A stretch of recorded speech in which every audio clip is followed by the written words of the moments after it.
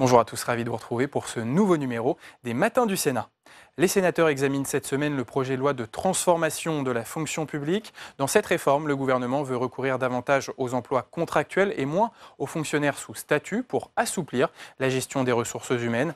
La gauche du Sénat est vent debout contre une mesure qui va, selon elle, affaiblir le statut des fonctionnaires. La majorité sénatoriale de droite et du centre est plutôt favorable à cette mesure, mais elle a interdit de réserver certains postes de la fonction publique à ces emplois contractuels. Tout de suite, le débat. À l'article 7, deux prises de parole. Madame Cohen.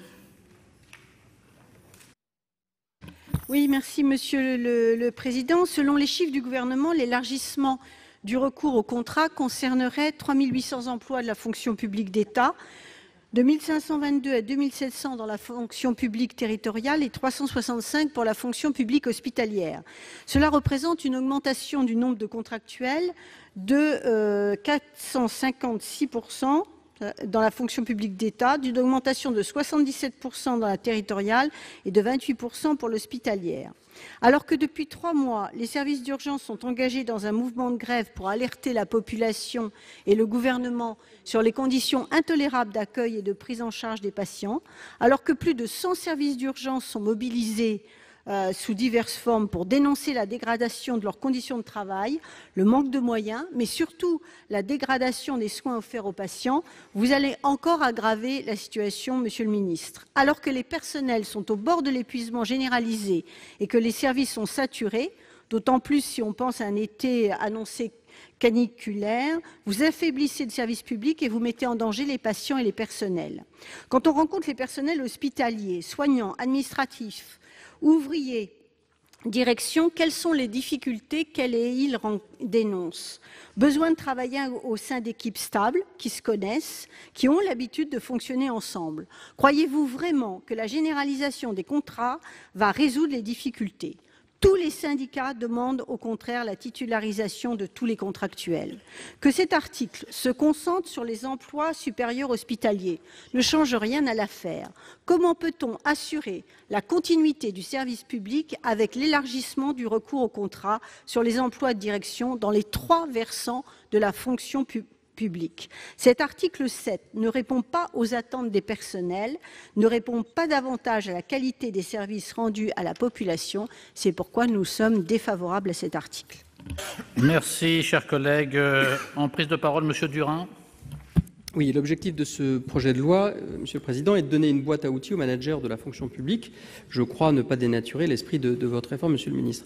Ici, vous souhaitez permettre à des contractuels d'occuper des postes de direction. Vous aurez beau jeu de nous indiquer que cela sert les carrières des contractuels, mais nous avons là un changement de philosophie complet. Beaucoup disent que ce projet de loi ne remet pas en question la fonction publique, peut-être, mais il permet aux fameux managers d'affaiblir la fonction publique à petit feu. En tout cas, c'est le sentiment que nous avons. Avant, en simplifiant, on pouvait imaginer que des contractuels souhaitent devenir titulaires pour occuper des postes de direction. Maintenant, ils n'auront aucun intérêt à penser à la titularisation. Vous mettez donc à mal l'attractivité de la fonction déjà bien abîmée, pas de votre seul fait, je vous l'accorde. Pour évoquer ce défi d'attractivité, je vous renvoie à un forum emploi organisé par la SNCF à Paris il y a peu. Les observateurs ont indiqué que l'affluence avait été décevante, notamment en raison de la perte d'attractivité du statut de cheminot. Et sur les emplois les plus qualifiés, la SNCF ne peut rivaliser en termes de salaire. Je fais mention de ces éléments pour vous montrer que les conséquences de ce projet de loi, c'est ce que nous disions dans la discussion générale et au fil des débats, sont bien plus lourdes à terme que ce que l'on peut imaginer. Aujourd'hui, dans les emplois de direction, ce sont 683 emplois qui sont ouverts aux agents contractuels. Demain, ce seront 3 800 emplois qui seront ouverts, soit une augmentation, ma collègue l'a dit, de 456% des postes accessibles aux agents contractuels. Autre exemple, dans les communes de moins de 1000 habitants, un seul emploi permanent à temps complet est ouvert aux agents contractuels aujourd'hui, celui de secrétaire de mairie. Demain, ce seront tous les emplois permanents à temps complet qui seront ouverts. Et puis, pour résumer le propos sur l'ensemble des contractuels qui vont arriver dans nos administrations publiques, nous avons la très grande majorité des emplois de direction au sein des 3 versants, Tous les emplois des établissements publics de l'État, à l'exception de ceux pourvus par les personnels de recherche, les emplois de catégorie B et C de la fonction publique d'État, les emplois ne nécessitant pas une formation statutaire, donnant lieu à titularisation dans un corps de fonctionnaires, tous les emplois de catégorie B de la fonction publique territoriale, tous les emplois des communes de moins de 1 000 habitants et les EPCI composés de communes dont la population moyenne est inférieure à seuil, tous les emplois à temps non complet, des collectivités territoriales et de leurs groupements avec une quotité de travail inférieure à 50%. Ça fait quand même beaucoup de contractuels. Merci, chers collègues. Donc, 2 amendements identiques de suppression. Le 23, c'est qui le défend? Le 23, Mme Gréaume.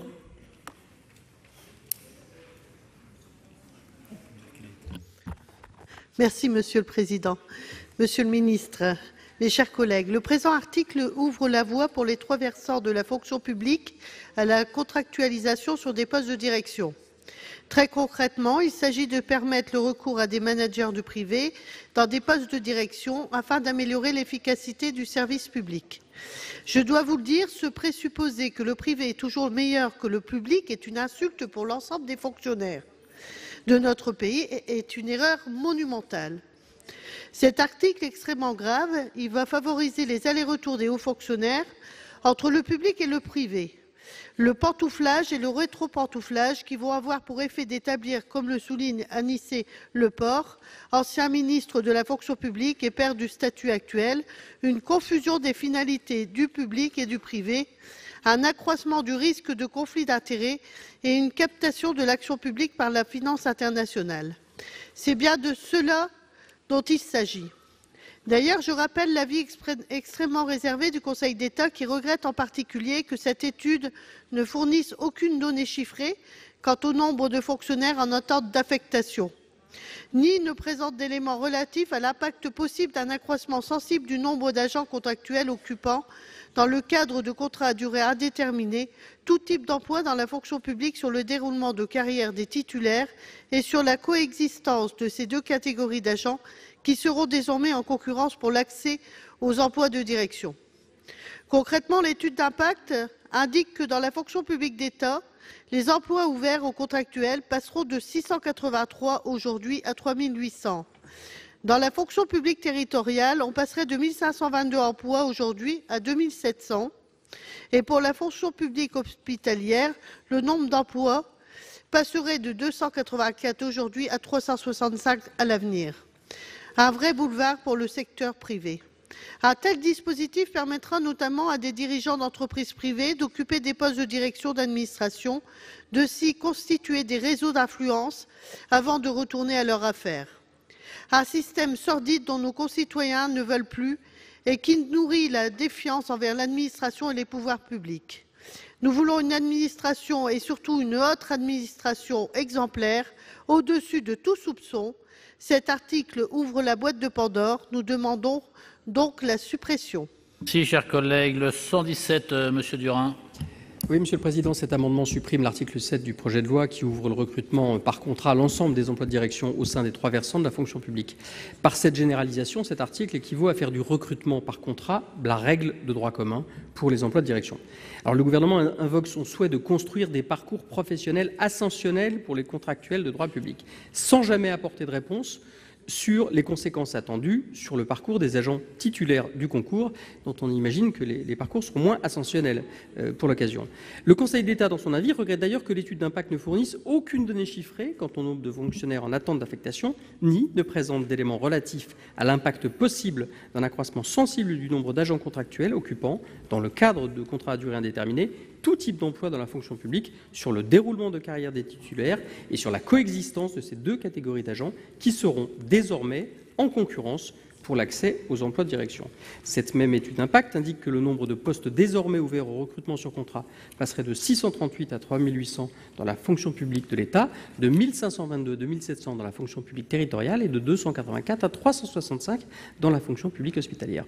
Autant de postes sur lesquels les fonctionnaires de catégorie A se trouveront demain en concurrence avec des contractuels. La notion de carrière dans la fonction publique perd ainsi de son sens.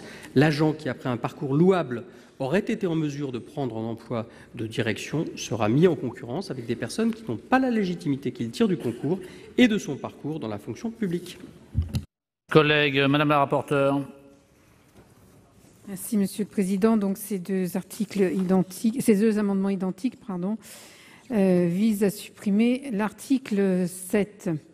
Celui-ci vise à étendre les possibilités de recrutement d'agents contractuels sur des emplois de direction des 3 versants. La Commission a imposé des garde-fous nécessaires avec une formation obligatoire à l'exercice de fonctions de direction dans la fonction publique, y compris en ce qui concerne la déontologie, et l'interdiction de conclure un CDI sur un tel emploi. Donc, dans ces conditions, cet article nous paraît constituer un assouplissement bienvenu pour diversifier les profils au sommet de la pyramide administrative. Donc c'est un avis défavorable pour ces deux amendements. Monsieur le ministre. Merci, Monsieur le Président. Le gouvernement ne partage pas toutes les dispositions adoptées par la Commission des lois sur les questions d'encadrement. J'aurai l'occasion d'y revenir. Mais nous considérons que cet article est utile. D'abord, et Madame la rapporteure a terminé son propos par ce point, pour diversifier les profils occupant des postes d'emploi de direction. Ensuite, parce que, et vous l'avez évoqué, Monsieur Durin, cela permettra à des titulaires de contrats en CDI d'accéder à des emplois de direction dont ils sont privés aujourd'hui, sachant que 45% des agents contractuels occupant des postes d'emploi permanents, je n'évoque pas les contrats courts ou les remplacements, sont sur des contrats à durée indéterminée et que c'est ainsi une perspective de carrière. Madame Gréaume évoquait la question des risques de déontologie. C'est la raison pour laquelle, après l'article 16, nous avons prévu un contrôle systématique de la déontologie à l'entrée dans la fonction publique pour les contractuels qui seraient amenés à occuper des emplois de direction. Ainsi, le garde-fou est posé. Donc défavorable sur les amendements de suppression. Merci, Monsieur le Ministre. Donc je mets aux voix les deux amendements. Pardon, Madame Cohen. Oui, merci Monsieur le Président. Autant j'entends les arguments de Madame la rapporteure quand elle dit qu'effectivement la Commission des lois a essayé d'encadrer la proposition et cet article proposé donc par le gouvernement. Mais autant son argument de dire que ça va diversifier, le fait d'avoir recours à des contractuels, ça va diversifier les profils, là j'avoue que je ne perçois pas la teneur de l'argument. Je ne vois pas ce qui empêche, quand on titularise des contractuels, de diversifier les profils. Il me semble que c'est un faux argument. Quant aux arguments de Monsieur le Ministre, ils étaient assez inaudibles. Je pense que c'est une question de micro. Et je l'invite volontiers à se rapprocher du micro pour que nous entendions bien dans l'hémicycle toute la richesse de son argumentation. Ce sera fait pour la suite, j'imagine. Monsieur le Ministre a entendu. Je mets aux voix donc les deux amendements de suppression 23 117 avec deux avis défavorables de la Commission et du gouvernement. Qui est pour? Qui est contre?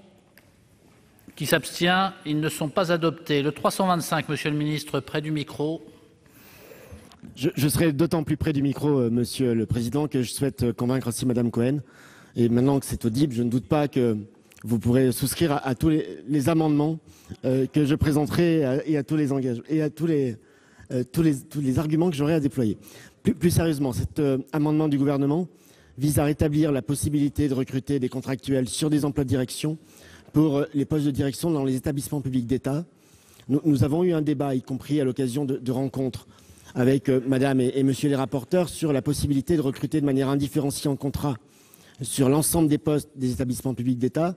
Ce débat n'est pas épuisé, mais sur les emplois de direction, je considère qu'il y a une véritable richesse et un parallélisme des formes avec d'autres emplois de direction de l'État à permettre le recrutement de contractuels. Merci Monsieur le Ministre. Madame la rapporteure.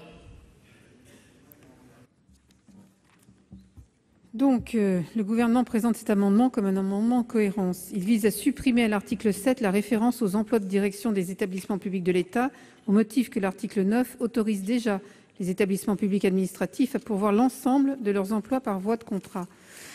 Il y avait là une incohérence dans le projet de loi initial, mais Monsieur le Ministre, vous avez bien vu que la Commission a supprimé à l'article 9 l'extension à tous les emplois des établissements administratifs de l'État de la faculté de les pourvoir par contrat. Si cet amendement était adopté, il supprimerait également cette faculté en ce qui concerne les emplois de direction, ce qui n'est pas du tout le sens que vous voulez y mettre.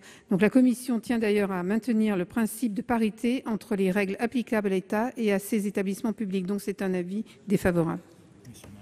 Merci Monsieur Marie pour explication de vote. Oui, merci Monsieur le Président. Une fois n'est pas coutume, nous considérons que cet amendement du gouvernement est intéressant et en écho à ce que vient de dire Madame le rapporteur, puisque nous restreignons le champ du contrat sur les emplois de direction à l'article 9 et que le gouvernement souhaite le faire maintenant à l'article 7, nous n'y voyons que des avantages. Et si nous votons les deux, eh bien, cela ira dans le sens de ce que nous souhaitons, à savoir lutter contre la précarité, y compris sur les emplois de haut niveau. Merci. Donc, je mets aux voix l'amendement 325 du gouvernement avec un avis défavorable de la commission. Qui est pour? Qui est contre? Qui s'abstient? Il n'est pas adopté. 15 amendements en discussion commune. Donc il va falloir suivre attentivement. Nous commençons par le 232. Madame Pruneau. Merci, Monsieur le Président. Par cet amendement, le groupe CRCE souhaite interdire le fait que les conditions de rémunération des contractuels soient plus favorables que celles prévues par la grille indiciaire et le régime indemnitaire correspondant à l'emploi concerné. En tout état de cause, donc pour nous, il s'agit d'un amendement de bon sens qui veut qu'à poste égal, le salaire soit égal, peu importe le statut de l'agent, fonctionnaire ou contractuel. Je vous remercie. Merci, chers collègues. Donc l'amendement 400, Monsieur le Ministre, l'amendement 400 du gouvernement. Merci, Monsieur le Président. C'est un amendement de rétablissement de l'article 7, notamment sur les questions de recrutement des contractuels sur les emplois de direction. Merci. L'amendement 456, Madame Coste. Carrère, pardon. Merci, Monsieur le Président. Un amendement adopté en commission des lois a introduit une obligation de formation préalable pour les agents contractuels recrutés aux fonctions de directeur d'administration centrale. L'aptitude du candidat à s'adapter à l'organisation et au fonctionnement des services publics devrait en réalité être l'un des premiers critères de recrutement. Il ne paraît pas concevable, en effet, de recruter à de tels postes des personnes n'ayant aucune idée des sujétions particulières s'imposant au service public. Ces formations pourraient être aussi contre-productives dès lors que l'absence de moyens mis à disposition pour effectuer ces formations pourrait justifier le non-recrutement d'agents contractuels sur ces postes. Il est d'ailleurs étonnant qu'une telle disposition soit passée entre les mailles du filet de l'irrecevabilité financière.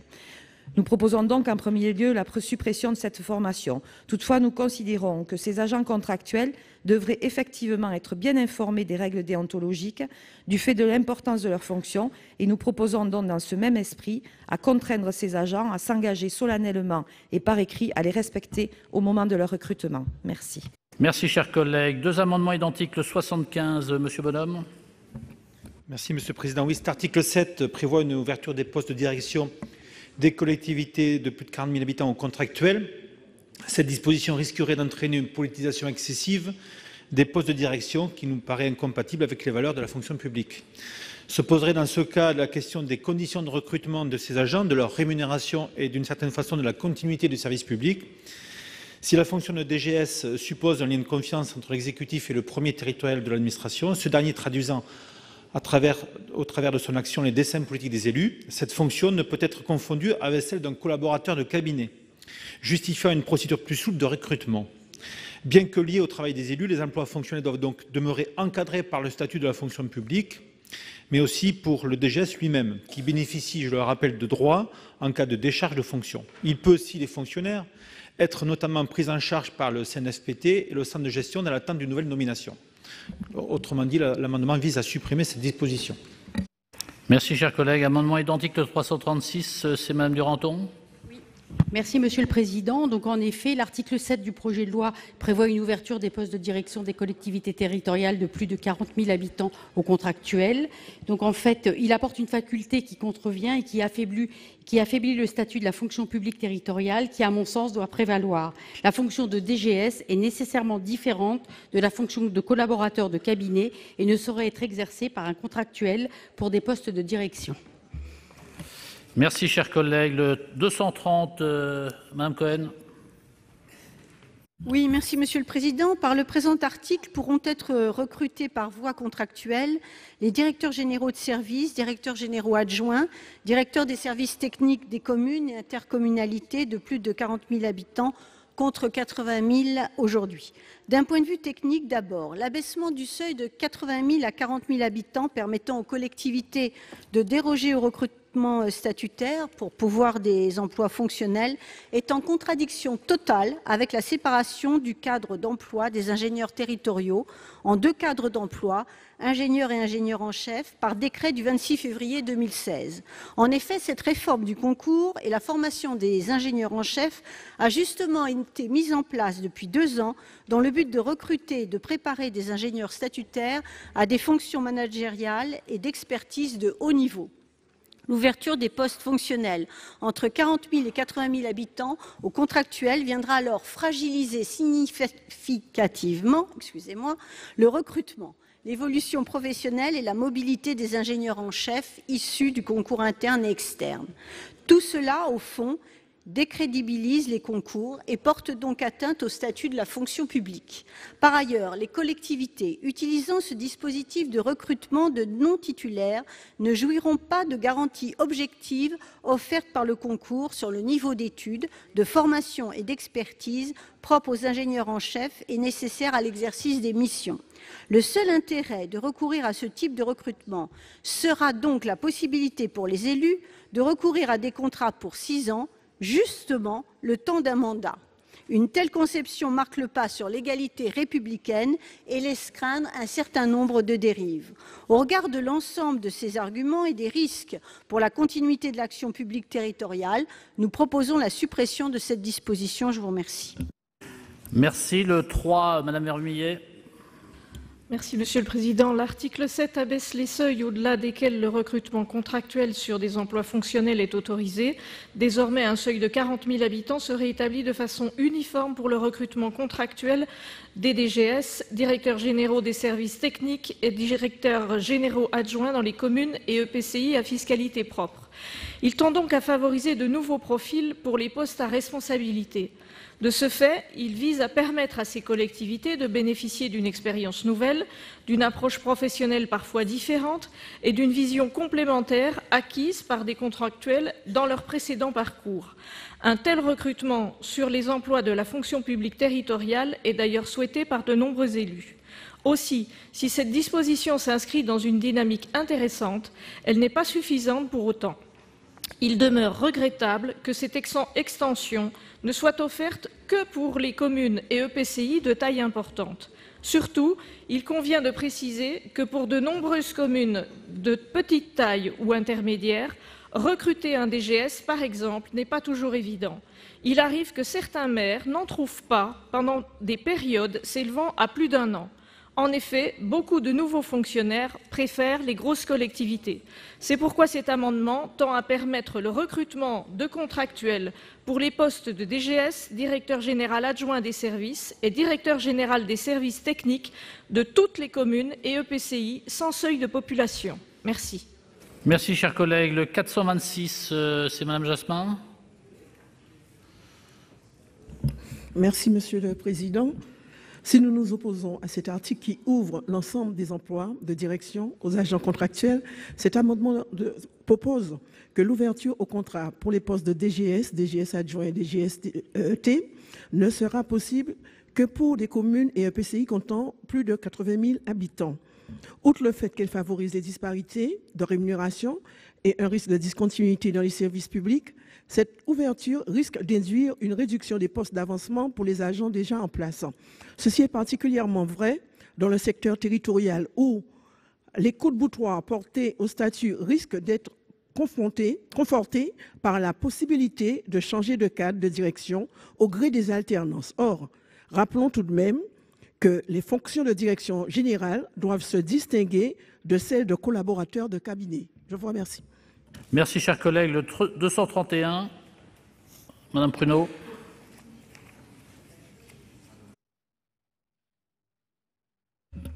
Merci, Monsieur le Président. Ceci est un amendement de repli. L'abaissement du seuil de 80 000 à 40 000 habitants permettant aux collectivités de déroger au recrutement statuaire pour pouvoir les emplois fonctionnels est en contradiction avec la réforme du concours et la formation des ingénieurs en chef mise en place depuis 2 ans dans le but de recruter et de préparer des ingénieurs statuaires à des fonctions managériales et d'expertise de haut niveau. L'ouverture des postes fonctionnels entre 40 000 et 80 000 habitants aux contractuels viendra fragiliser significativement le recrutement, l'évolution professionnelle et la mobilité des ingénieurs en chef issus du concours interne et externe. Par ailleurs, les collectivités utilisant ce dispositif de recrutement de non-titulaires ne jouiront pas de garanties objectives offertes par le concours sur le niveau d'études, de formation et d'expertise propres aux jeunes ingénieurs en chef et nécessaires à l'exercice des missions. Afin d'en limiter les effets, il est proposé de rehausser le seuil de 40 000 à 60 000 habitants. Merci, cher collègue. Le 467, Monsieur Roux. Merci, Monsieur le Président. Monsieur le Ministre, mes chers collègues, le présent amendement vise à rétablir la version du texte relatif aux directeurs généraux des services. En effet, la rédaction proposée par nos 2 rapporteurs supprime les dispositions selon lesquelles un décret en Conseil d'État précise les fonctions remplies par un DGS au sein des collectivités territoriales et des EPCI, selon une interprétation extensive du principe de libre administration des collectivités territoriales. Afin de tenter de concilier la précision requise lors de la rédaction du décret, mais également de rassurer les employeurs publics locaux sur l'effectivité de leur libre administration, nous proposons donc cette rédaction issue de l'Assemblée nationale augmentée des mots « sous l'autorité de l'exécutif local ». Merci. 2 amendements identiques, le 5 et le 511. Le 5, c'est qui le défend? Madame Estrosi Sassone ou... Il est défendu? Monsieur Brisson. Monsieur Brisson, alors. Ça va aller vite, Monsieur le Président. Cet amendement vise à rétablir la version initiale de l'alinéa 10 en habilitant le gouvernement à prendre un décret en Conseil d'État précisant les fonctions des directeurs généraux des services. Merci. Le 511, Madame Berthet. Oui, simplement préciser que cette formulation assurerait la transparence et clarifierait les responsabilités des cadres dirigeants des collectivités. En outre, l'équité entre les différentes fonctions de responsabilité de la fonction publique, qui, elles, font l'objet d'une reconnaissance légale, à l'image des directeurs de CCAS, des directeurs d'hôpitaux, de régie municipale, de SDIS, sans que cela soulève la moindre difficulté. Par ailleurs, le bureau de l'Association des petites villes de France du mois de mars et la commission ressources humaines de l'AMF du mois d'avril ont validé cette démarche. Merci, chers collègues. Le 273, qui le défend? Madame Duranton. Donc cet amendement propose une solution à la question sensible de la définition des fonctions exercées par les directeurs généraux des services dans le respect de la libre administration des collectivités territoriales. Les termes du débat sont les suivants. D'un côté, l'édiction d'un catalogue des missions des DGS apparaît comme un facteur de sécurisation essentiel. L'incertitude en la matière est un nid à contentieux, tant en termes de légalité des décisions, au regard notamment des doutes sur l'étendue de leurs compétences, que, le cas échéant, sur le terrain de la responsabilité. D'un autre côté, la solution envisagée par le projet de loi, à savoir une liste de ces missions dressée par le pouvoir réglementaire, est apparue à la Commission contraire au principe de libre administration. L'amendement vise à concilier ces 2 points de vue, aussi légitimes l'un que l'autre, en prévoyant l'élaboration d'un catalogue des missions des DGS à titre supplétif. Il ne jouera qu'en l'absence de catalogue édicté par la collectivité. Merci, chers collègues. Le 570, Madame la rapporteure. Madame la rapporteure, le 570. L'amendement vise à corriger une erreur matérielle. Merci. Le 277, Monsieur Bonhomme. Monsieur Kern. Je ne sais pas. Allez. Monsieur Bonhomme s'est déjà exprimé. Monsieur Kern, allez. Oui, je fais partie des co-rédacteurs, donc je vais m'exprimer au nom de mes collègues. Justement, par cet amendement, nous avons une mesure qui constitue un abaissement du seuil de recours aux contractuels dans les emplois de direction qu'il conviendrait ici d'encadrer, aussi afin de sécuriser le recours aux contractuels sur ces emplois de direction. Le présent amendement propose d'en limiter le nombre et surtout d'en encadrer les rémunérations. Merci. Donc, Madame la rapporteure, l'avis de la commission sur tous ces amendements.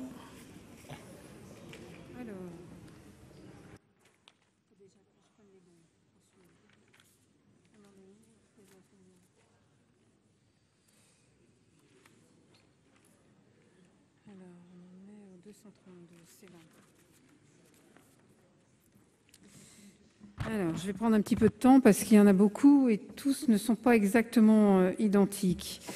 Alors, le 232, c'est l'alignement de la rémunération des agents contractuels recrutés sur des emplois de direction sur celle des fonctionnaires détachés. Je crois que j'ai déjà exposé dans un précédent amendement qui traitait du même sujet les raisons pour lesquelles nous étions défavorables. Donc, défavorables. Concernant l'amendement du gouvernement, donc, cet amendement a plusieurs objets. Premièrement, il vise d'abord à supprimer l'obligation de formation pour les agents contractuels recrutés sur les emplois de direction dans les 3 versants. Je n'y suis pas favorable. Il faut s'assurer que ces agents partagent les savoir-faire, les savoirs et l'éthique du service public. Une telle formation était déjà prévue dans le projet de loi initial en ce qui concerne le seul versant hospitalier. Deuxièmement, l'amendement vise à rétablir l'habilitation donnée au Premier ministre pour définir par décret une procédure de recrutement sur les emplois fonctionnels des collectivités territoriales. Alors j'avoue que j'y suis très défavorable. Ce n'est pas parce qu'on abaisse de 80 000 à 40 000 habitants la population minimale des communes autorisées à pourvoir leurs emplois fonctionnels par la voie du recrutement direct qu'il faut alourdir la procédure de recrutement. Le principe d'égal accès aux emplois publics s'applique en tout état de cause.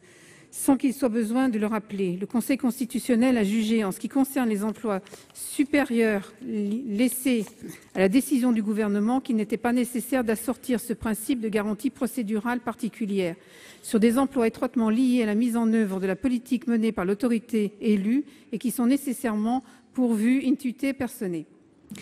Enfin, l'amendement vise à revenir sur les clarifications apportées par la Commission en ce qui concerne la nomination aux emplois de direction hospitalier. Contrairement à ce qui est écrit dans l'objet de l'amendement, c'est la rédaction proposée par le gouvernement qui aboutirait à transférer le pouvoir de nomination sur les emplois de direction des établissements publics de santé autres que les CHU et CHR du président du Centre national de gestion au directeur général de l'ARS. Il serait d'ailleurs très étrange que pour les mêmes emplois, il existe 2 autorités de nomination différentes selon qu'ils sont pourvus en faisant appel à des fonctionnaires ou à des agents contractuels. Donc c'est un avis défavorable. Alors, concernant l'amendement 456, cet amendement vise à supprimer l'obligation de formation des agents contractuels recrutés pour les emplois de direction de l'État. Donc, je l'ai déjà dit que j'étais pas favorable. En guise de substitution, il est proposé que ces agents s'engagent par écrit à observer les règles déontologiques s'appliquant aux agents publics au cours et à l'issue de leur contrat. De 2 choses l'une, soit il s'agit de règles déontologiques sanctionnées par des sanctions disciplinaires ou pénales, auquel cas cette précision est inutile, nul n'est censé ignorer la loi, soit il s'agit de lignes directrices que l'on peut retrouver dans les chartes de déontologie des administrations, auquel cas les conditions dans lesquelles les agents sont appelés à en prendre connaissance relèvent au mieux du règlement intérieur du service concerné. Je ne crois pas utile d'ajouter du droit mou au droit mou, c'est donc un avis défavorable. Ensuite, on a plusieurs amendements qui visent à supprimer les alinéas 5 à 12. Donc, ces amendements suppriment l'extension aux communes et EPCI de plus de 40 000 habitants la faculté de pourvoir leurs emplois fonctionnels par voie de contrat. Actuellement, le seuil est fixé à 80 000 ou 150 000 habitants selon le type d'emploi. Donc, je n'y suis pas favorable. Je pense que ce texte est parvenu à un équilibre en la matière, donc je ne souhaiterais pas revenir sur l'équilibre. Je vous rappelle quand même que nous revenons de loin, puisque dans les premiers amendements sur la loi Choisir son avenir professionnel, le seuil était abaissé à 2000. Souvenez-vous qu'on est quand même remonté à un seuil qui me paraît correct. Donc c'est la même chose pour celui de Madame Noël. En ce qui concerne celui de Madame Assassi, selon l'exposé des motifs de l'amendement, celui-ci vise à supprimer l'extension aux communes et EPCI de plus de 40 000 habitants de la faculté de pourvoir leurs emplois fonctionnels par voie de contrat. Donc je n'y suis pas favorable, c'est ce que je disais, mais en réalité l'amendement va plus loin puisqu'il supprime toute possibilité de recourir au contrat pour pourvoir des emplois fonctionnels dans les communes et EPCI et constitue donc un retour en arrière par rapport au droit en vigueur, puisque je rappelle qu'actuellement c'est possible à partir de 80 000 habitants. Alors ensuite, le numéro 3 rectifié quater. Cet amendement prévoit d'étendre à toutes les communes et à tous les EPCI à fiscalité propre la faculté de pouvoir par contrat leurs emplois de direction générale des services, de directeur général adjoint et de directeur général des services techniques. Dans le principe, cela pourrait être légitime afin de donner toute liberté aux autorités territoriales pour nommer leurs plus proches collaborateurs. Néanmoins, je suis attachée à l'équilibre qui a été trouvé et qui rencontre l'assentiment des employeurs publics territoriaux. Nous devons aussi veiller à préserver l'attractivité des métiers de la fonction publique territoriale, en particulier des métiers d'administrateur territorial et d'attaché. Donc c'est aussi un avis défavorable. L'amendement 426, cet amendement limite fortement la portée de cet article en ce qui concerne les emplois fonctionnels des collectivités territoriales. Le recours au contrat ne serait possible que dans les EPCI, les communes et EPCI de plus de 80 000 habitants. Je n'y suis pas favorable. J'ai déjà dit que ce texte était parvenu à un équilibre. Donc défavorable. Et celui de Mme Assassi vise à relever de 40 000 à 60 000. Bon, c'est une cote intermédiaire. La population minimale des communes et EPCI autorisées à pourvoir leur emploi fonctionnel. Donc pareil, je ne suis pas favorable compte tenu de l'équilibre qui a été trouvé. Donc défavorable. Ensuite, j'en suis au 467, Monsieur Corbizet. Donc, deux choses dans cet amendement. D'une part, notre collègue propose de rétablir l'habilitation donnée au Premier ministre pour réglementer par décret, alors d'une part, la procédure de recrutement sur les emplois fonctionnels des collectivités territoriales et d'autre part, les attributions des directeurs généraux de services des collectivités territoriales et EPCI. Donc, il a deux objets. Je vais les développer l'un et l'autre. En ce qui concerne la procédure de recrutement sur les emplois fonctionnels des collectivités territoriales, donc nous n'y sommes pas favorables. Et d'autre part, en ce qui concerne les attributions des directeurs généraux des services et des collectivités, c'est l'objet aussi d'autres amendements. Comme le numéro 5, comme le numéro 511 et comme le numéro 273. Alors,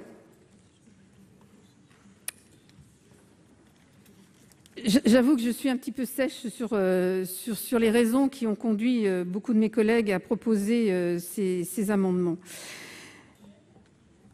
Le DGS exerce les attributions que l'autorité exécutive veut bien lui confier. Ça me paraît important. Il n'a aucun pouvoir propre. Il exerce seulement des pouvoirs qui lui ont été délégués par le maire, le président de département ou de région. C'est en particulier le maire ou le président qui, dans la tradition française, est le seul chef de l'administration de la collectivité. La rédaction du décret envisagé par nos collègues députés témoigne d'une grave confusion sur les rôles respectifs de l'autorité élue et de l'administration dans une collectivité territoriale comme au sein de l'État. Exemple, sous l'autorité et le contrôle de l'autorité territoriale, le directeur général des services dirige, coordonne l'ensemble des services, prépare et exécute les délibérations, décisions et arrêtés de la collectivité ou de l'établissement. Il est en outre chargé du pilotage des ressources humaines et de veiller à la bonne mise en œuvre du dialogue social. Bon, enfin, c'est juste aberrant, quoi, tout ça. Ça me paraît quand même être du bon sens que c'est à l'exécutif. Si. Donc, c'est un peu comme si on modifiait le titre 3 de la Constitution pour que ce ne soit plus le Premier ministre, mais le secrétaire général du gouvernement qui s'assure de l'exécution des lois et dispose de l'administration de la force armée. C'est juste des non-sens, quoi. Voilà. Donc, c'est un avis défavorable, même très défavorable. Je ne le développerai pas plus sur les autres, puisque ce sont les mêmes amendements. Donc voilà, je pense que ça satisfait au lobbying d'un syndicat. Je suis désolée de dire ça comme ça, mais c'est ce que je pense. Voilà. Donc en ce qui concerne mon amendement, j'y vois qu'un avis favorable, évidemment. Et en ce qui concerne l'amendement numéro 260, on l'a bien donné aussi, le 277. Hein. Oui, c'est ça. Donc, il a deux objets. Fixer un contrat de contractuel parmi les emplois de direction des collectivités territoriales et des établissements publics locaux. Je n'y suis pas favorable. Cette limitation n'existe pas en l'état du droit pour les collectivités où le recrutement direct est permis sur ces emplois. Deuxièmement, encadrer la rémunération des contractuels occupant des emplois fonctionnels par référence aux règles relatives aux emplois de cabinet. Or, ces deux types d'emplois sont de nature différente. L'article 7 prévoit déjà que les conditions d'emploi et de rémunération de ces agents seront définies par décret en Conseil d'État, donc un avis défavorable. Merci, Monsieur le Ministre. Merci, Monsieur le Président. Je partage beaucoup des avis de Madame la rapporteure, donc je serai plus bref sur les explications. Sur l'amendement numéro 232 de Madame Assassi, l'avis est défavorable pour les mêmes raisons qu'exprimées par Madame la rapporteure et celles que nous avions évoquées à l'occasion de l'examen d'un amendement précédent. Sur l'amendement numéro 400 du gouvernement, c'est un amendement que je maintiendrai. Nous considérons que l'article 7, tel que nous l'avons proposé et tel qu'il avait été adopté par l'Assemblée nationale, est un point d'équilibre. J'entends l'avis défavorable de la commission des lois et de Madame la rapporteure, mais c'est aussi un moyen pour nous de signifier notre attachement à ces dispositions. Sur l'amendement 456 de Madame Delattre, relatif à la suppression de la formation obligatoire des contractuels et la prise de connaissance de leurs obligations déontologiques, je partage l'avis de Madame la rapporteure sur la question de la déontologie, puisque nous avons, après l'article 16, créé les dispositions qui répondront à ces besoins. Donc c'est défavorable, demande de retrait. Sur les amendements 75, 336 et 230 qui visent à abaisser le seuil de recrutement, à relever le plafond en dessous duquel on peut recruter des emplois de direction dans la fonction publique territoriale, en le ramenant à 80 000 pour les deux premiers et en supprimant purement et simplement la possibilité de recruter des contractuels sur emploi de direction pour le troisième, le 230 de Madame Assassi. C'est un avis défavorable. Madame la rapporteure l'a dit, nous avions eu cette discussion à l'Assemblée nationale à l'occasion de la loi portant sur la liberté de choisir son avenir professionnel. C'est à la suite de cette discussion qu'avait été trouvé un compromis à 40 000, y compris avec une volonté de lisibilité sur le seuil à partir duquel l'on peut recruter des administrateurs territoriaux. Le Conseil constitutionnel a considéré que cette disposition relative à la fonction publique territoriale n'avait pas sa place dans la loi Avenir professionnel, et donc nous l'avons réintégrée à 40 000 habitants dans le projet de loi que nous vous soumettons. Sur l'amendement numéro 3 rectifié de Madame Guidez, qui vise à ouvrir le recrutement sur contrat des emplois de direction dans la fonction publique territoriale à toutes les collectivités. Vous avez compris que c'était notre ambition initiale, mais que les discussions depuis nous avaient amené à faire le choix du compromis à 40 000 habitants, d'où l'avis défavorable à cet amendement. Sur le 426, c'est un avis défavorable pour les mêmes raisons qu'évoquées précédemment, puisqu'il s'agit de remonter le seuil et le plafond, pardonnez-moi. Et je partage les amendements de Madame la rapporteure. C'est le cas sur l'amendement numéro 231 de Madame Assassi qui proposait un seuil intermédiaire à 60 000 habitants et nous restons à 40 000. Je l'ai dit presque, non pas la mort dans l'âme, mais par esprit de compromis. Donc nous ne souhaitons pas remonter aussi haut. Ensuite, nous avons 3 amendements, un amendement de M. Corbizet et 2 amendements de M. Perrin, de Mme Berthet sur le statut des DGS. Je partage absolument chaque mot prononcé par Madame la rapporteure, tant sur le premier amendement qui a 2 objets que sur les 2 autres. J'ai eu l'occasion de m'opposer à l'adoption de ces amendements à l'Assemblée nationale. Je considère, comme Madame la rapporteure, que les fonctions de directeur général des services sont celles que l'autorité territoriale souhaite déléguer au directeur général des services dans une relation de confiance particulière caractérisée par l'occupation le plus souvent d'un emploi dit par détachement fonctionnel. Et donc je ne comprends pas non plus la volonté qu'il y a à inscrire des prérogatives qui finalement pourraient, même sous le contrôle, échapper à l'autorité territoriale en tant que telle. C'est ce que j'ai dit devant l'Assemblée nationale, que je maintiens devant vous en appui aux arguments développés tout à l'heure par Madame la rapporteure. Sur l'amendement numéro 570 de Madame la rapporteure, qui est rédactionnel, l'avis est évidemment favorable. Et sur l'amendement numéro 277 rectifié de M. Recha, je partage là aussi l'avis de Madame la rapporteure, et donc c'est un avis défavorable pour les mêmes raisons que celles qu'elle a évoquées. Merci, Monsieur le Ministre. Madame Vullien, pour explication de vote. Oui, merci Monsieur le Président. Monsieur le Ministre, mes chers collègues, en particulier sur le 273 de Monsieur Perrin, j'avais d'ailleurs fait un amendement identique et j'ai accepté de le regrouper. Je m'interroge, mes chers collègues, sur notre obstination à refuser de résoudre un problème réel et sérieux qui est celui d'établir clairement les limites de responsabilité du directeur général des services, personnage important, voire essentiel, des collectivités françaises. Je précise, Madame le rapporteur, je ne suis pas sur la coupe des lobbies des DGS.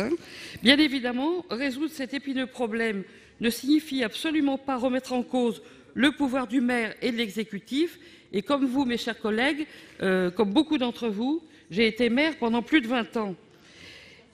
Mais dans les faits, et c'est la réalité, le directeur général des services a bien une dimension managériale. Il est le chef des techniciens de la collectivité et participe à la mise en œuvre du plan de mandat en lien direct avec l'exécutif. Est-ce aux élus demain de réaliser des entretiens professionnels avec les directeurs du CCAS, du SDIS ou avec le directeur des affaires culturelles qui, eux, disposent d'une reconnaissance législative ou réglementaire? Bien souvent, le DGS dispose d'une délégation de signature conformément à l'article L2122-19 du CGCT. Elle se fait sous l'autorité du chef de l'exécutif. Le droit pénal lui reconnaît alors un rôle de représentant. Dès lors que bénéficiaire d'une délégation de signature, il serait en réalité investi d'une délégation de pouvoir implicite du fait de la compétence, de l'autorité et des moyens nécessaires à l'exercice des missions qui lui sont conférées. On comprend alors la nécessité d'une clarification légale de son champ d'intervention. Enfin, comment expliquons-nous l'invalidation d'actes de collectivités locales pour incompétence parce que le DGS était présent en séance de commission d'appel d'offres, de commission de délégation de services publics ou de CAP? Allons-nous continuer à accepter ce type de recours? Il nous faut voter cet amendement qui est une réponse claire à la problématique. Je vous remercie. Merci, chers collègues. Donc, je vais mettre aux voix les amendements en discussion commune. Le 232, tout d'abord, avec un double avis défavorable de la Commission et du Gouvernement. Qui est pour? Qui est contre? Qui s'abstient? Il n'est pas adopté. Le 400 du Gouvernement avec un avis défavorable de la Commission. Qui est pour? Qui est contre? Qui s'abstient? Il n'est pas adopté. Le 456 avec un double avis défavorable Commission-Gouvernement. Qui est pour? Qui est contre? Qui s'abstient? Il n'est pas adopté. Deux amendements identiques, le 75 et le 336, avec un double avis défavorable Commission-Gouvernement. Qui est pour? Qui est contre? Qui s'abstient? Ils ne sont pas adoptés. Le 230, avec un double avis défavorable Commission-Gouvernement. Qui est pour? Qui est contre? Qui s'abstient? Il n'est pas adopté. Le 3, avec un double avis défavorable Commission-Gouvernement. Qui est pour? Qui est contre? Qui s'abstient? Il n'est pas adopté. Le 426, pareil, double avis défavorable. Qui est pour? Qui est contre? Qui s'abstient? Il n'est pas adopté. Le 231, double avis défavorable. Qui est pour? Qui est contre? Qui s'abstient? Il n'est pas adopté. Le 467, double avis défavorable. Qui est pour? Qui est contre? Qui s'abstient? Il n'est pas adopté. Le 5 et le 511 identiques. Double avis défavorable. Qui est pour? Qui est contre? Qui s'abstient? Ils ne sont pas adoptés. Le 273, double avis défavorable également. Qui est pour? Qui est contre? Qui s'abstient? Il n'est pas adopté. Le 570 de la Commission avec un avis favorable du Gouvernement. Qui est pour? Qui est contre? Qui s'abstient? Il est adopté. Et enfin, le 277, double avis défavorable. Qui est pour? Qui est contre? Qui s'abstient? Il n'est pas adopté. Le Sénat a donc voté pour la hausse des emplois contractuels dans la fonction publique. Le ministre Olivier Dussopt a défendu une mesure qui diversifie le recrutement, mais la gauche du Sénat pointe le risque de conflit d'intérêts entre le privé et le public. Autre point important de cette réforme de la fonction publique, le Sénat a voté hier pour la fusion des comités de représentants du personnel dans la fonction publique. Aujourd'hui, il existe 2 instances chargées du dialogue social, le comité technique qui s'occupe des effectifs, des emplois et des compétences des fonctionnaires et le CHSCT, le comité chargé de la sécurité et des conditions de travail des agents publics. Le gouvernement veut fusionner ces 2 instances en créant un comité social unique pour représenter les fonctionnaires. Cette mesure s'inspire des ordonnances réformant le Code du travail en 2017 qui avaient réalisé cette fusion dans les entreprises privées. Je vous laisse écouter le débat. Dans la discussion des articles, nous sommes parvenus à l'article 3. Et à l'article 3, j'ai plusieurs demandes de parole sur article. Et on commence par Madame Céline Brulin. Vous avez la parole, chers collègues. Merci, Monsieur le Président, Monsieur le Ministre, mes chers collègues. Vous le savez, nous désapprouvons la suppression des comités techniques et des CHSCT qui suit à travers ce projet de loi le même modèle que ce qui a été opéré dans le privé, sans, et mon collègue Fabien Gay l'avait rappelé hier soir, qu'aucune évaluation n'ait véritablement été faite de ce qui se passe dans le privé. Et je dirais même que nous avons des retours négatifs, y compris de la part des employeurs. À notre sens, les comités techniques et les CHSCT conservent toute leur légitimité pour au moins 3 raisons. D'abord, contrairement à une idée et une image parfois véhiculée de la fonction publique et des fonctionnaires, de nombreux métiers sont pénibles dans la fonction publique. On pourrait évoquer les agents qui collectent les ordures ménagères, les ATSEM qui se retrouvent aujourd'hui bien souvent avec des classes d'une 30aine de bambins. Et que dire des personnels hospitaliers ou des EHPAD dont chacun connaît ici la difficulté des conditions de travail. La deuxième raison, c'est qu'on assiste à une aggravation des risques professionnels et que c'est une des causes d'absentéisme dans la fonction publique et qu'au-delà même de la santé, de l'intégrité des agents de la fonction publique, cela a évidemment un coût pour la collectivité qui nécessite qu'on améliore ses conditions de travail pour rendre l'action publique plus efficace en direction de nos concitoyens. Enfin, on sait tous, et certains de nos collègues l'évoquent régulièrement ici, qu'il y a des bâtiments, des locaux, je pense par exemple à des établissements scolaires ou universitaires qui comportent encore de l'amiante, autant de raisons qui justifient notamment les CHSCT. Alors, en contrepartie de ces suppressions, vous proposez l'institution de formations spécialisées en matière de santé et de sécurité des conditions de travail. Ça reste très flou et je voudrais dire que les compétences des CHSCT étaient certes consultatives pour certaines d'entre elles, mais que les CHSCT ont aussi des pouvoirs d'intervention directs. Ils peuvent être en quelque sorte proactifs pour améliorer effectivement les conditions de travail.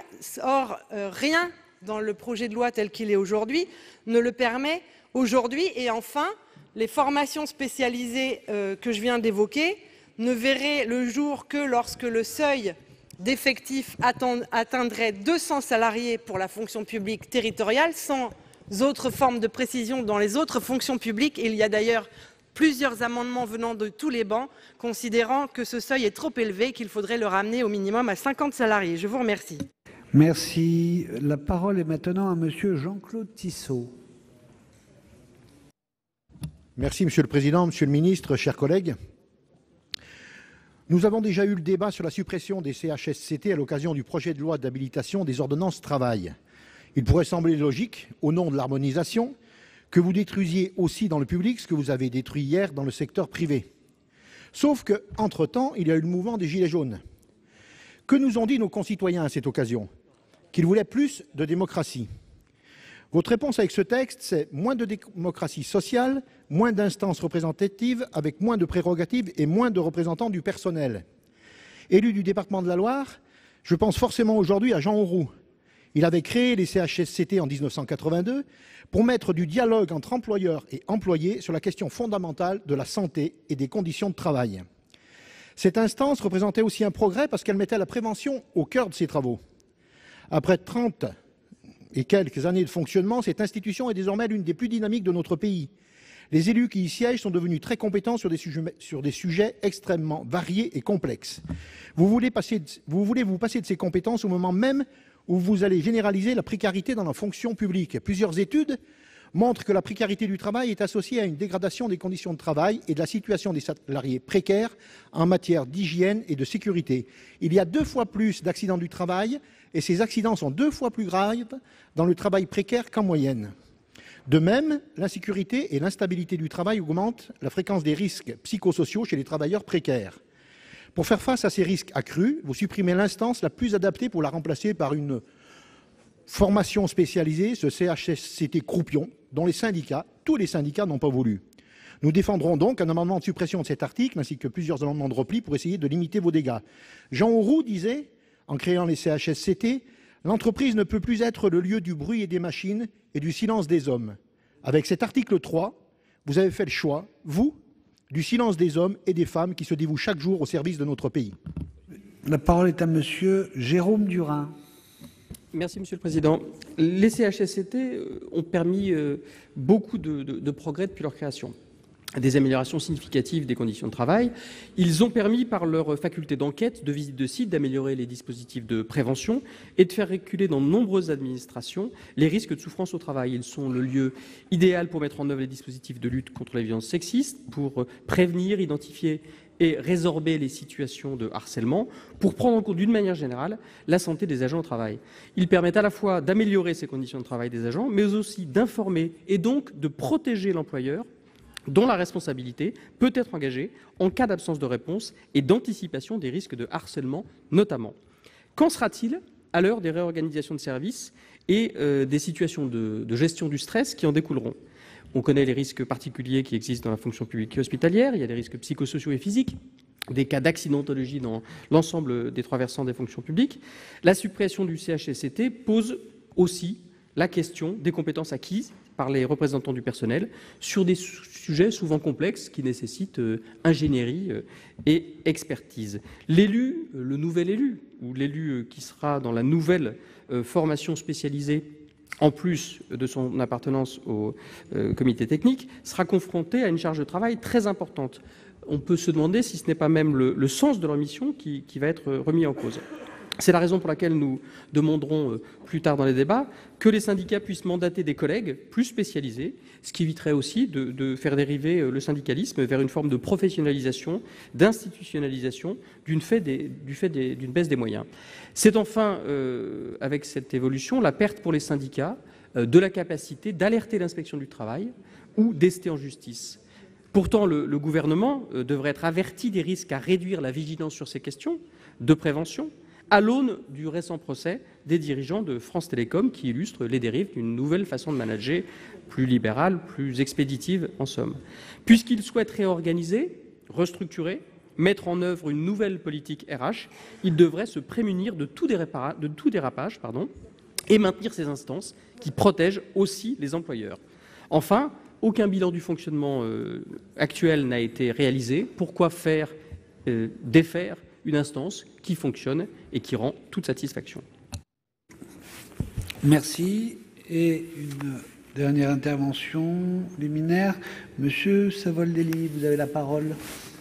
Merci, Monsieur le Président, Monsieur le Ministre, mes chers collègues. Plusieurs collègues là sont intervenus sur votre projet d'avoir une contrepartie de la suppression des CHSCT avec des formations spécialisées, Monsieur le Ministre. Vous nous dites ça va être relatif et ciblé, la santé, la sécurité, l'hygiène et les conditions de travail. D'abord, il faudrait répondre peut-être à cette question, c'est cette formation spécialisée. Vous nous direz si on a tort, mais en tout cas notre groupe se demande comment ça se fait qu'elle est dénuée de personnalité morale. Aucune précision dans le texte. Donc ça veut dire qu'elle ne pourrait pas délibérer sur ces sujets, émettre des avis, voire recourir au droit d'alerte ou désigner des experts pour l'assister dans ses missions. Ce que je veux dire par là, c'est que ce n'est pas seulement une réflexion technique, et je sais que vous le savez, monsieur le ministre, c'est que les CHSCT avaient vocation, je cite, de contribuer à la protection de la santé physique et mentale de la sécurité des agents dans leur travail. Et que là, vous mettez un autre verbe qui a autant de sens, mais pas la même signification, puisque vous remplacez contribuer par connaître. Donc évidemment, tout le monde comprend bien ici que c'est un changement, c'est pas seulement un changement de terminologie par une humeur ou un esprit des mots, c'est qu'il y a bien volonté de porter atteinte au rôle préventif d'abord des CHCT et après éventuellement revendicatif. Donc la question, si je peux me permettre, que tous mes collègues ont dit là sur cet article et auquel il faut répondre, c'est la formation spécialisée va nous apporter quoi de plus en termes de santé? Quoi de plus, concrètement? Qu'est-ce que ça va apporter de plus en termes d'hygiène pour les agents des 3 fonctions publiques territoriales? Qu'est-ce que ça va amener de plus concrètement sur la sécurité et les conditions de travail? Parce que c'est ce débat-là qui nous intéresse comme parlementaires, mais c'est le débat qui intéresse l'ensemble des agents des 3 fonctions publiques. Mais c'est aussi ce qui intéresse nos concitoyens qui, eux, sont en situation d'avoir des services par des agents dans ces 3 fonctions publiques. Donc, quoi de plus sur la santé? Quoi de plus sur l'hygiène? Quoi de plus sur la sécurité, les conditions de travail? Merci. Merci. Donc maintenant, bon, Monsieur le ministre, parce qu'il y a 2 amendements identiques de suppression, donc on va rediscuter de l'article. Merci, Monsieur le Président. Et je n'avais pas noté, assez idiotement d'ailleurs, que les amendements de suppression arrivaient aussi vite, mais si vous voulez bien, on considérera que cette réponse aux interventions sur l'article vaudra avis défavorable, ça n'est pas une surprise, sur les amendements de suppression qui seront présentés ensuite. L'objectif que nous poursuivons, et je réponds très directement à M. Salvodelli, vous nous dites qu'est-ce que cela va amener de plus. La première réponse, c'est que ça ne va rien enlever, parce que c'est parfois une crainte à laquelle il faut répondre. Ça ne va rien enlever puisque l'instance unique, le comité social que nous craignons, reprendra l'intégralité des dispositions et des compétences exercées jusqu'alors par le CHS et par le comité technique, que nous ajoutons, j'ai eu l'occasion de le dire hier, à l'occasion d'une première réponse, une compétence particulière en termes de définition des lignes directrices de gestion des ressources humaines, de définition des règles générales d'accès à la mobilité et à la promotion. Nous prévoyons qu'au sein de cette instance unique, de ce comité social, soit créé à partir de 200 équivalents temps plein dans la fonction publique territoriale. Le texte initial du gouvernement prévoyait un seuil de 300 équivalents temps plein et à la demande des parlementaires à l'Assemblée nationale, en écho d'ailleurs à une saisine de l'Association des maires de France qui nous avait écrit en ce sens, nous avons fixé le seuil dans la fonction publique territoriale à 200. Pour ce qui concerne la fonction publique d'État et la fonction publique hospitalière, ce seuil relèvera d'un décret et je vous indique que le décret prévoira un seuil de 300. J'ajoute 2 ou 3 détails qui ont leur importance. Première précision, plus que détail, un employeur qui souhaiterait, avec ses organisations syndicales, créer une formation spécialisée alors que ses effectifs sont inférieurs soit à 200 dans la FPT, soit à 300 dans les 2 autres versants, aurait la possibilité de le faire, non pas l'obligation, mais la possibilité. S'il ne le fait pas, c'est l'instance unique qui intégrera et exercera l'ensemble des compétences. Deuxième précision, actuellement, seuls les membres des CHS bénéficient d'une formation qui est en réalité une formation obligatoire aux questions d'hygiène et de sécurité. Demain, l'intégralité des membres du comité social seront astreints à cette même obligation de formation de manière à élargir encore le champ de compétences en matière d'hygiène et de sécurité à tous les parties prenantes du dialogue social. Troisième précision, mais il y en a d'autres et je pourrais y revenir si vous le souhaitez, nous souhaitons que la formation spécialisée puisse travailler d'une part dans un principe de subsidiarité pour éviter qu'un dossier examiné par la formation spécialisée revienne devant l'instance. C'est ce qui nous amène à refuser la technique du mandatement pour la désignation des membres titulaires de la formation spécialisée. Ceux-ci devront être soit titulaires, soit suppléants du comité social, mais pas désignés par mandatement. Par contre, nous avons accepté le principe du mandatement par les organisations syndicales pour les suppléants de la formation spécialisée, de manière à ainsi valoriser des compétences particulières. Et enfin, vous avez posé une question, M. Salvodelli, sur la question de la personnalité morale au civil des formations spécialisées. Vous faites en réalité écho à un seul des versants de la fonction publique, le versant hospitalier, au sein duquel les CHS ont une personne morale leur permettant, en tout cas dans des conditions dérogatoires par rapport aux 2 autres versants, de solliciter des expertises.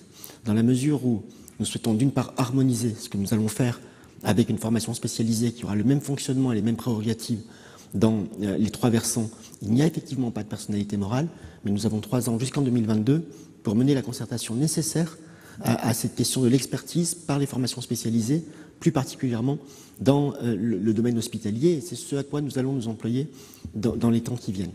Voilà ce que je voulais vous dire à ce stade, en précisant que, au-delà de la première phrase que j'ai eue en réponse à votre propos qui venaient à la fin des interventions sur l'article, disant qu'il n'y aurait pas de perte. Il y aura aussi un gain, c'est celui de la simplification, car dans bien des domaines, dans bien des secteurs et dans bien des établissements publics, quel que soit le versant, celles et ceux qui ont eu l'occasion d'en présider savent que parfois la composition, comme les sujets, se ressemblent assez furieusement. Bien, donc nous passons aux amendements et on commence par deux amendements identiques de suppression. Le 17 soutenu par M. Gay. Vous avez la parole. Merci Monsieur le Président, Monsieur le Ministre, mes chers collègues. Vous venez de nous répondre, mais comme on n'est pas satisfait de la réponse, on va continuer le débat. Cet article vise à fusionner les comités techniques et les comités d'hygiène, de sécurité et de conditions de travail en une instance unique, le comité social. Il s'agit pour nous, nous l'avons dit, d'un simple copier-coller avec la réforme appliquée au secteur privé en septembre 2017 avec les ordonnances dites Macron. D'ailleurs, on vous a demandé si vous aviez un peu de retour, une étude d'impact, mais on n'a toujours pas la réponse. Une réforme à laquelle notre groupe était totalement opposé, nous le rappelons, tout comme nous avions combattu la loi El Khomri sous le quinquennat précédent. Nous avons donc pour nous une certaine cohérence de positionnement. Nous considérons en effet que la mise en place d'un comité social en lieu et place des CT et des CHSCT, dotés en outre de compétences supplémentaires, en aspirant une partie des prérogatives des CAP, porte les germes d'une dégradation du dialogue social sur l'ensemble des conditions de travail des agents publics et ouvre le risque donc d'une moins bonne prise en considération des risques sociaux et de santé. Pourtant, l'heure où beaucoup d'agents, dans le public comme dans le privé, souffrent d'une dégradation de leurs conditions de travail par l'augmentation des charges de travail, les réorganisations permanentes, sûrement ce que vous appelez la simplification, le manque de reconnaissance et une perte de sens de leur mission, nous estimons qu'il s'agit d'un très mauvais signal envoyé. La suppression des CHSCT constitue donc un recul inacceptable. Tous les syndicats représentatifs des fonctionnaires considèrent, je les cite, que le retour à une instance unique aurait comme conséquence d'affaiblir et de diluer le travail à mener sur des thématiques très différentes et dont l'importance justifie une approche et des moyens qui ne sauraient être édulcorés. Ils estiment ainsi qu'une clarification des attributions aurait pu se faire sans pour autant aller à la fusion qui permet dans l'esprit des promoteurs de ce projet à des économies utiles sur les moyens accordés à ces instances. Une vision purement comptable, déconnectée totalement des enjeux sociaux et sanitaires, alors même qu'il existe pour l'ensemble des versants de la fonction publique et pour l'ensemble des agents du service public d'une grande souffrance au travail. Je vous remercie. Merci. Et amendement identique 99 rectifié. Monsieur Marie, vous avez la parole. Merci, Monsieur le Président. Monsieur le Ministre, vous avez fait état de vos remarques quant à ces deux amendements de suppression de l'article 3 par avance, et vous nous avez dit que ça n'allait rien changer. Ça ne va rien changer, sauf dans les administrations comptant entre 50 et 200 agents, puisque là, il y a purement et simplement suppression des CHSCT et la formation spéciale ne sera pas obligatoire. Ça ne va rien changer, sauf en termes de disponibilité et de compétences des délégués du personnel qui, depuis 2014, se sont spécialisés pour répondre aux problématiques d'hygiène, de sécurité et de santé. Ça ne va rien changer, et c'est bien dommage, pour lutter contre le harcèlement moral et le harcèlement sexuel. Et nous savons que pour cette dernière question, le mouvement MeToo nous l'a rappelé, qu'il y a encore beaucoup à faire. Ça ne va rien changer, c'est bien dommage, pour lutter contre la souffrance au travail, qui est un véritable fléau, pour prévenir les burn-out encore non reconnus et pour signaler les difficultés de santé de très nombreux agents. Je pense en particulier à la fonction publique hospitalière, où le taux d'invalidité passé 50 ans est considérable. Enfin, ça ne va rien changer, et c'est bien dommage, pour mettre en place des plans de prévention absents dans bon nombre d'administrations, comme ça a été rappelé précédemment. La sécurité, l'hygiène et les conditions de travail ne sont pas des questions annexes ou subalternes, ce sont des problématiques majeures. Or, avec la mise en œuvre de vos dispositions, ce sont 2054 CHSCT qui seront supprimés dans la fonction publique d'État, 4800 dans la fonction publique territoriale et 2200 dans la fonction publique hospitalière.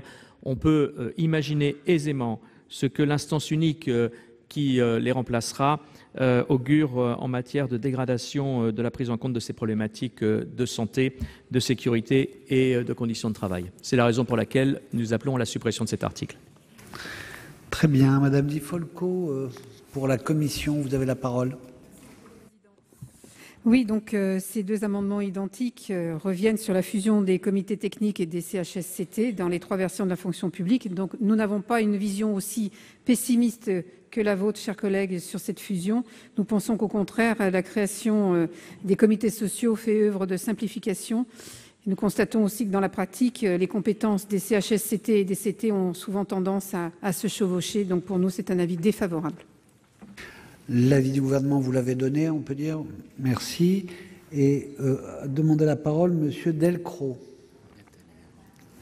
Oui, merci, Monsieur le Président. Moi, ce qui me paraît important, c'est qu'on ne retire aucune prérogative à celle qui existe aujourd'hui au sein des comités techniques ou au sein des CHSCT.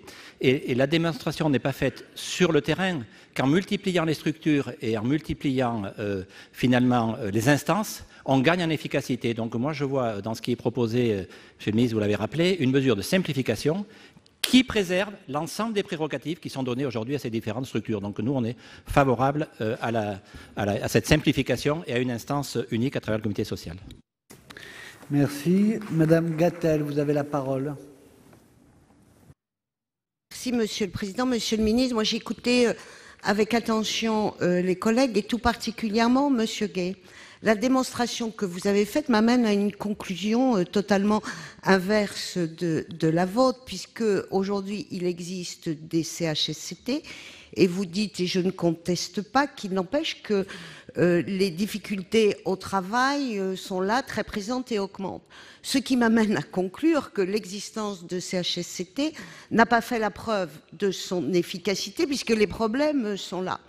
Et que d'autre part, je voulais dire, comme l'habit ne fait pas le moine, la structure ne fait pas la mission. Et que vous avez tout à fait raison de dire que dans les collectivités, enfin dans toutes les fonctions publiques, il est absolument nécessaire de porter nos efforts sur l'amélioration au sens large des conditions de travail. Mais très sincèrement, mon cher collègue, je pense que séparer les problèmes et les traiter dans chacune des structures ne résoudra jamais les choses.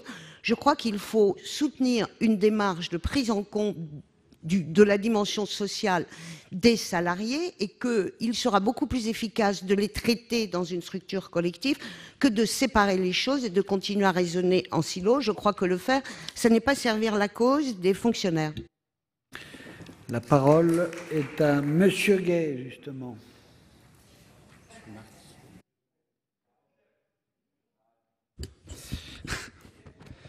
Non, pas du tout. Merci, Monsieur le Président, Monsieur le Ministre, et puis pour Madame Gatel.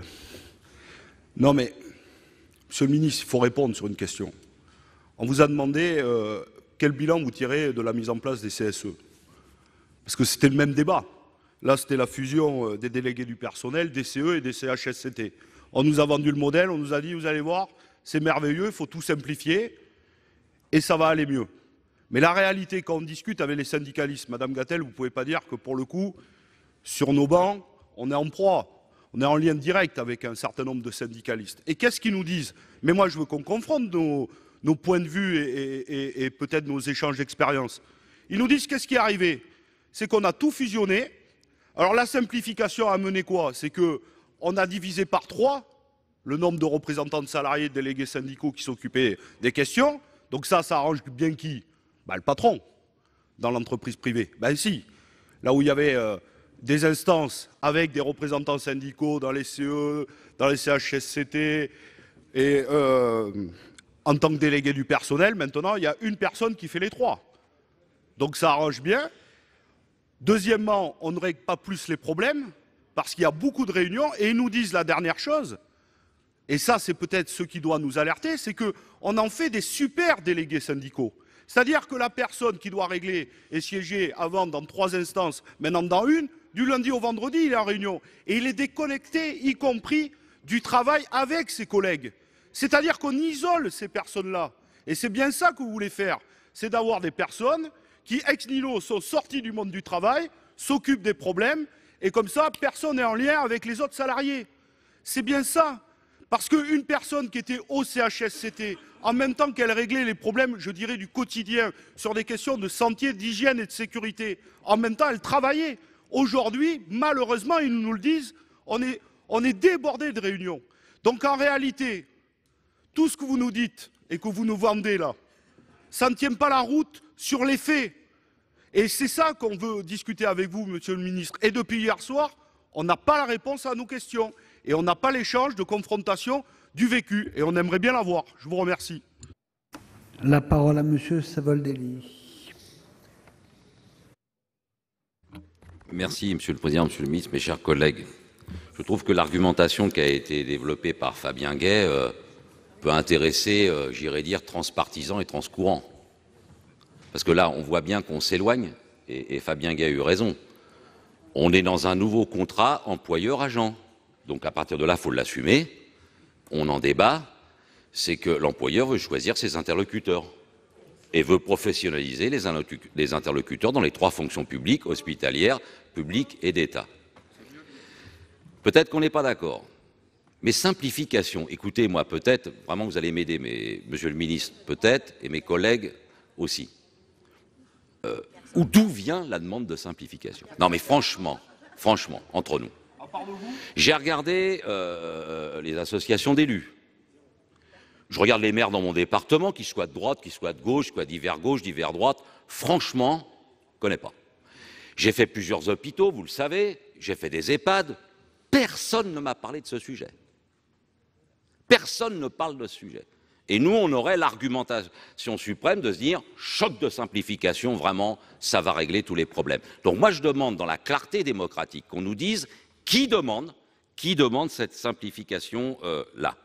Deuxième question, vous m'avez répondu, et je vous remercie, Monsieur le Ministre, vous avez eu totalement raison sur la question de la personne morale pour les CHSCT dans le cadre des collectivités territoriales, mais vous m'avez tellement bien répondu que ça m'a encore plus inquiété. Parce que qu'est-ce que vous nous dites? Vous nous dites c'est vrai que ça existait, donc vous êtes sérieux, vous connaissez vos dossiers, et j'ai pu apprécier vos connaissances dans la matière, mais vous nous dites attendez, ça va s'arranger maintenant, puisqu'on va faire les 3 fonctions. Il n'y aura plus de représentants qui va délibérer. On va trouver une solution. Qui, comment, sur quel mode démocratique, sur quel mode de représentativité? Excusez-moi, monsieur le ministre, je ne suis pas sûr que ça soit dans votre personnalité, mais ça sera le fait du roi, la désignation. Hop, ça va être qui? Quand il n'y a pas de critères, quand il n'y a personne pour décider, excusez-moi, ça se passe comme ça. Dernière chose que je veux dire, alors là, c'est un aveu, hein, franchement, il y a eu droit. Pas de nouvelles compétences. Pas de nouvelles actions. Et quand on demande concrètement, dans quel domaine de santé, dans quel domaine d'hygiène, dans quel domaine de conditions de travail et de sécurité, et là par contre quand je me balade et que je suis à l'écoute des maires, des directeurs d'hôpitaux, des directeurs d'EHPAD, qu'on va dans une école, etc., mais c'est ces questions-là qui viennent sur la table. Alors moi je suis d'accord, on ne répondra pas que par des structures, mais on répond par quoi? Donc il y a un moment, quand on énonce des choses aussi importantes que la santé, la sécurité et l'hygiène, il y a un moment, il faut y mettre des décisions concrètes en face. Merci. On continue. Monsieur Marie, pour explication de vote. Oui, merci, Monsieur le Président. Si cette décision était la première, nous pourrions faire preuve d'attente, de mansuétude, en se disant, à l'expérience, nous verrons. Mais cette décision n'est pas la première. Cela fait maintenant 18 mois que la fusion entre les comités techniques et les CHSCT est en œuvre dans le privé. Et de la même façon que mes collègues, je suis en contact avec des partenaires sociaux dans mon département. Je rencontre moi aussi des maires, des présidents d'hôpitaux. J'en ai présidé un pendant plus de 10 ans, des directeurs d'établissements sanitaires et sociaux. Et tous nous disent, pour ce qui concerne les syndicats, que rien ne s'est amélioré depuis ces fusions, et les autres qui n'ont strictement rien demandé. Moi, j'ai deux inquiétudes majeures.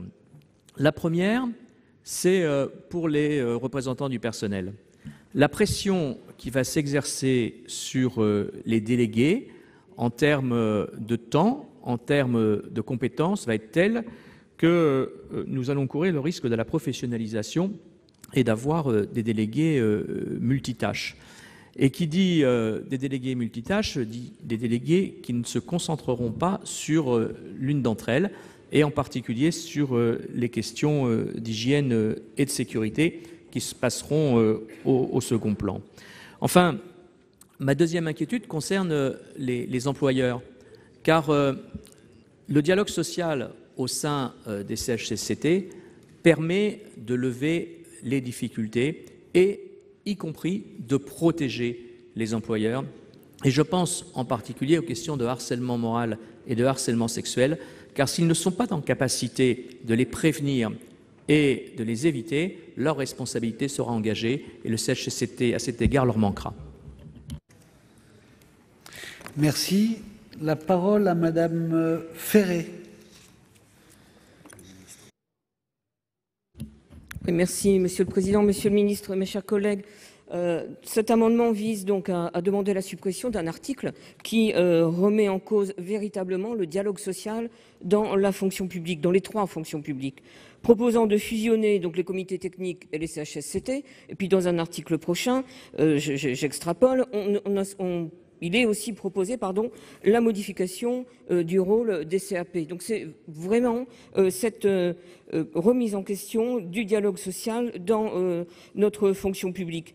Je veux insister sur la spécificité des CHSCT, qui ont vraiment une approche tout à fait particulière de la situation professionnelle des agents publics dans leur poste. Une situation particulière puisqu'on y traite de sécurité, de conditions de travail, que c'est au sein de ces CHSCT que l'on peut parler de prévention, que l'on prend le temps aussi de traiter des risques psychosociaux, enfin un bon nombre de sujets qui, à mon sens, à notre sens, ne pas à être traités dans une instance plus large, fusionnée, sous prétexte de simplification, parce qu'on est là véritablement sur des problématiques individuelles, collectives aussi, mais qui concernent personnellement les hommes et les femmes qui exercent ces missions de service public.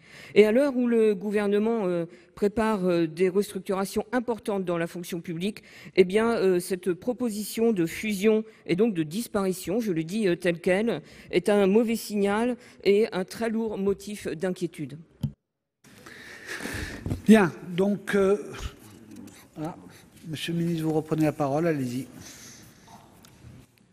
Très brièvement, Monsieur le Président, pour apporter 3 précisions en réponse aux interventions. Sur le bilan de la mise en place des comités sociaux d'entreprise, c'est une démarche qui est en cours, vous le savez, y compris au rythme des renouvellements. Et ma collègue Muriel Pénicaud a eu l'occasion, à différentes reprises, je ne sais à vrai dire, pour être tout à fait honnête, si elle l'a fait ici, mais elle l'a fait dans d'autres enceintes et lors d'expressions publiques, de dire que les choses se passaient mieux que ce que vous décrivez ou ce que vous sous-entendez. Et j'ai la conviction qu'elle aura l'occasion de s'exprimer prochainement sur le sujet dans le cadre de ses fonctions. Ça, c'est la première chose. La deuxième chose, sur la question de la représentativité. Les comités sociaux d'administration, d'établissements ou territoriaux seront élus à l'occasion des élections professionnelles de 2022. Et nous ne remettons en cause ni les modalités du scrutin, ni les règles de représentativité, même si, et vous le savez, au sein du monde syndical et parmi les 9 organisations syndicales représentatives, sont nourris régulièrement des débats sur la manière dont on définit le caractère représentatif d'une organisation syndicale. Est-ce que c'est par seuil? Est-ce que c'est par la définition du nombre de sièges dans les instances? Et puis est aussi nourri un débat sur les modalités pratiques du vote, avec le développement dans de nombreux ministères, notamment du vote électronique. Mais en termes de représentativité, il n'y a pas de difficulté. J'ai simplement précisé que nous avons accepté, c'est dans le texte, le fait que les suppléants de la formation spécialisée puissent être mandatés par les organisations syndicales sans être titulaires ou suppléants du comité social que j'ai évoqué. Et enfin, sur la question des violences ou des discriminations sexuelles ou sexistes, jusqu'à présent, les CHS en avaient la charge par un décret.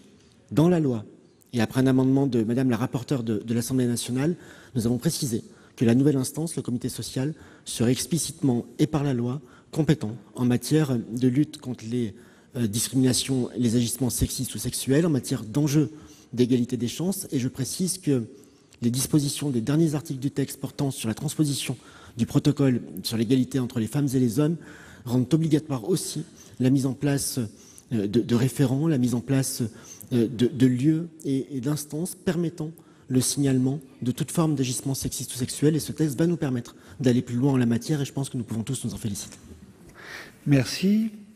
Donc, il y a 2 avis défavorables sur ces 2 amendements identiques. Qui est pour ?